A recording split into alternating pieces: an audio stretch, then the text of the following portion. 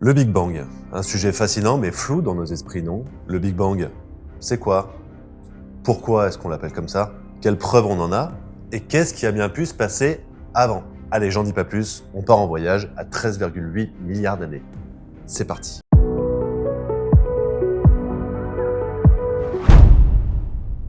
Quand on entend Big Bang, on pense à une grosse explosion, un genre de boom dans l'univers.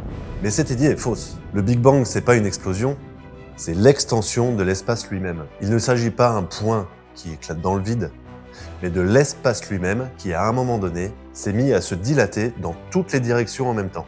Et cette dilatation continue encore aujourd'hui. D'ailleurs, le terme Big Bang est en réalité une blague.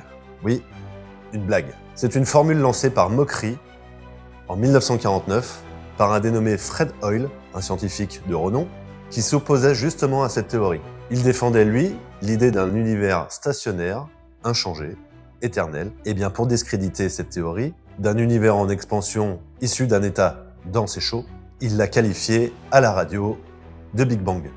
Et le nom est resté, et a fini par désigner l'un des modèles les plus robustes de la physique. Si on recule suffisamment, on arrive au moment où l'univers tenait dans un point. On l'appelle singularité. Une sorte de point mathématique, extrêmement dense, extrêmement chaud. Ce moment de densité extrême, c'est le moment où la relativité générale d'Einstein désigne comme T0, le commencement, là où les équations s'arrêtent. Mais attention, ce n'est pas l'origine absolue de l'univers, c'est la limite de nos connaissances. On ne sait pas ce qu'il y avait avant, ni même si dire avant avait un sens. Mais qu'est-ce que tu racontes? Car le temps lui-même, tel qu'on le comprend, a commencé avec le Big Bang. Mais je reviendrai sur ces théories d'avant Big Bang à la fin de cette vidéo. Alors, qu'est-ce qui s'est passé dans les premières secondes après le Big Bang? À 10 moins 43 secondes, donc une toute petite fraction de seconde juste après le Big Bang, on entre dans ce qu'on appelle l'ère de Planck.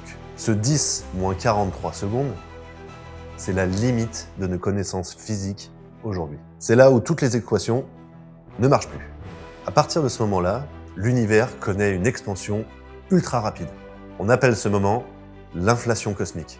En un clin d'œil, l'univers grandit de façon tellement incroyable que même nos esprits ne sont pas câblés pour le comprendre. Moins d'une seconde plus tard, l'univers est un plasma bouillonnant de quarks, de gluons, de neutrinos, de petites particules primordiales. Puis les quarks se combinent pour former des protons et des neutrons. Puis 3 minutes plus tard, après ce Big Bang, la température est suffisamment basse pour que les premiers noyaux d'hydrogène se forment. On appelle ça la nucléosynthèse primordiale. Ensuite, on va faire un grand saut. On va passer 380 000 ans après le Big Bang. Le temps que l'univers se refroidisse. Quand justement l'univers devient assez froid, les premiers atomes apparaissent. Et la lumière peut donc enfin voyager librement. C'est à ce moment-là qu'entre en scène le fond diffus cosmologique. C'est cette émission primordiale qu'on observe encore aujourd'hui. Pour cela, remontons quelques années en arrière. Vous avez sans doute déjà remarqué dans les anciennes télés à tube cathodique que parfois vous tombiez sur un mélange de points gris et noirs, avec ce son insupportable. Eh bien ça, ce sont les restes de ce fond diffus cosmologique. Oui, les restes de cette soupe de lumière émise par le Big Bang il y a 13,8 milliards d'années. Pendant que vous reprenez vos esprits, si vous voulez bien vous abonner, ça me ferait plaisir. Maintenant, passons aux preuves. Quelles preuves on a du Big Bang? Premièrement, l'expansion de l'univers, découverte par Edwin Hubble en 1920. Il a découvert que les galaxies s'éloignaient les unes des autres, comme s'il y avait une sorte d'énergie qui les repoussait les unes des autres. Un genre de gravité négative, si vous préférez. On peut donc en déduire que l'univers s'étend avec le temps. Deuxièmement, le fond diffus cosmologique, découvert en 1965 par Penzias et Wilson. Ce rayonnement fossile de l'univers quand il était tout petit, qui permet donc d'avancer la taille très restreinte de l'univers à cette période. Troisièmement, l'arborescence des éléments légers. Hydrogène, lithium, hélium. Leur proportion actuelle correspond exactement aux prédictions du modèle du Big Bang. Maintenant, parlons de ce que le Big Bang n'explique pas. Malgré son succès, le Big Bang n'explique pas tout. Il n'explique pas ce qui a causé l'expansion de ce point zéro. Il ne décrit pas d'ailleurs cet instant zéro, ni ce qu'il précède, il n'explique pas non plus la nature de cette fameuse énergie noire, ni de la matière noire qui pourtant compose 95% de l'univers. Oui, on ne connaît que 5% de la matière qui le compose aujourd'hui. Pour le reste, on cherche encore. Mais je vous ferai une vidéo sur ces éléments sombres de l'univers. Plusieurs théories essayent d'imaginer ce qu'il y avait avant le Big Bang, ou plutôt ce dont le Big Bang a émergé.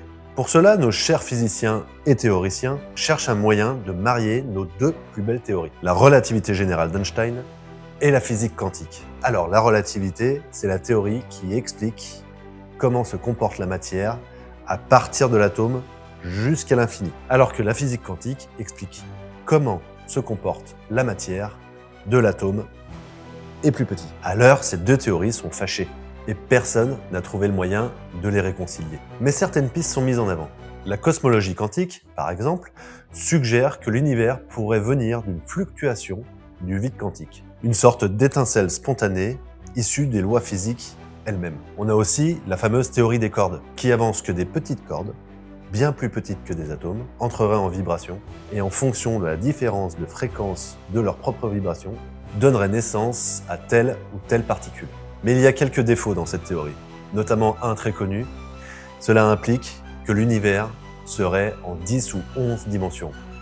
Ce qui, vous le comprendrez, n'est pas facile.